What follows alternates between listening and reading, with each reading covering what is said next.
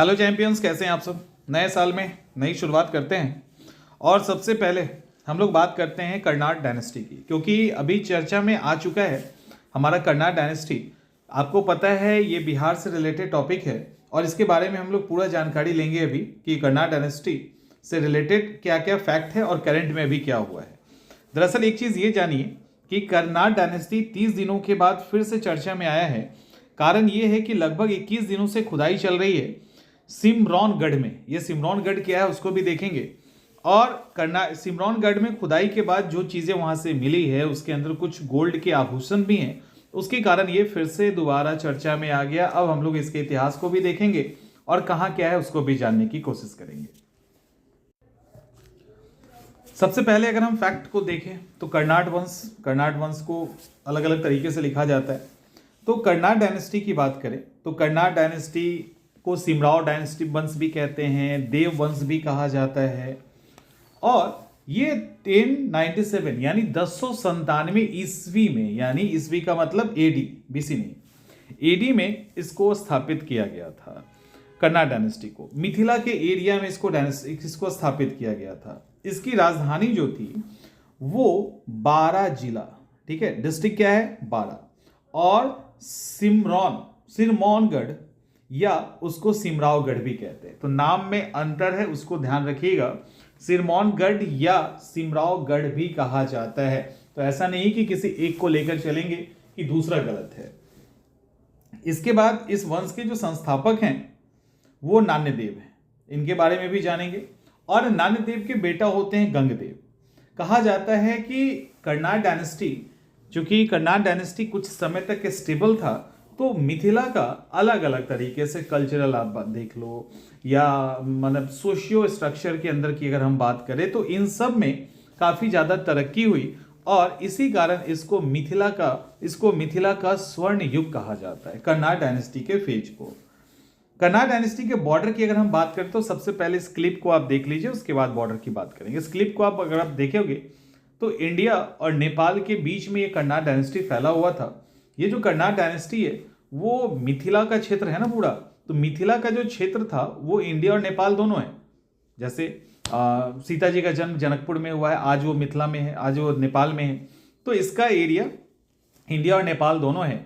और यहाँ पे जब आप इसको देखोगे तो ओवरऑल अगर आप इसको अभी के अकॉर्डिंग देखिए, इस मैप के अंदर ही अगर आप देख रहे हैं तो ये पूर्वी चंपारण जो मोतिहारी वाला इलाका है उसके ऊपर घोड़ासहन, ये देख रहे हैं, ये घोड़ासहन है। ये घोड़ासहन प्रखंड को क्रॉस करेंगे, जब नेपालपुर आएंगे तो वहां पे एक गांव है जिसका नाम है कवलपुर। उस गांव का नाम है कवलपुर गांव। इस कवलपुर गांव में ही एक तरह से आप मान लो कि एंट्री गेट माना जाता है सिमरौनगढ़ के लिए। तो ये क्लियर हो गया। चलिए, तो ये एक लोकेशन है। अगर नेचुरली देखें तो प्राकृतिक तरीके से महानदी ईस्ट में, दक्षिण में गंगा, पश्चिम में गंडक और उत्तर में हिमालय से ये घिरा हुआ है। और भारत और नेपाल के बीच में 1916 में सुगौली की संधि हुई थी। उसके बाद दोनों के बीच ऑफिशियल बॉर्डर लाइन को खींचा गया था। तो आज इसी कारण जो कर्नाट है वो नेपाल के अंदर है।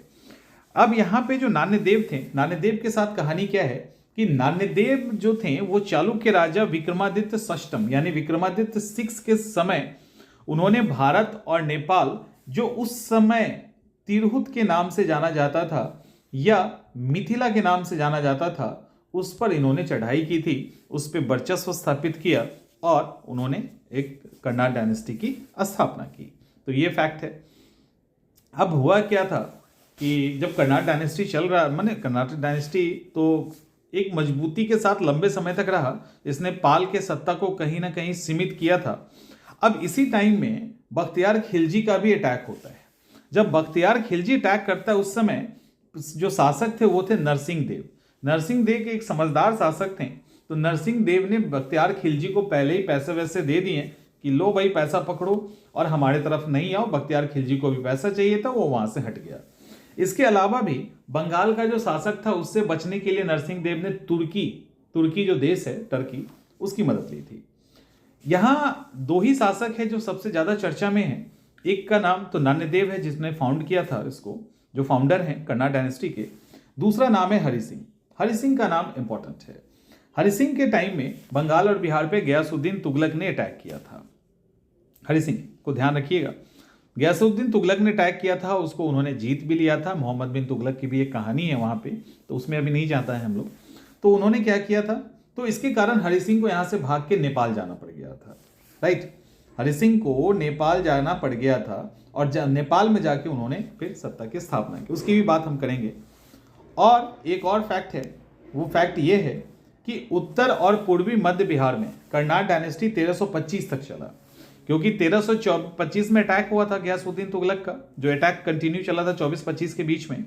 तो ओवरऑल ये डायनेस्टी समाप्त हो गई, इसको मिला लिया गया। फिर मिथिला में एक नया डायनेस्टी आता है जिसको ओइनवार वंश कहा जाता है। तो ये सब फैक्ट है।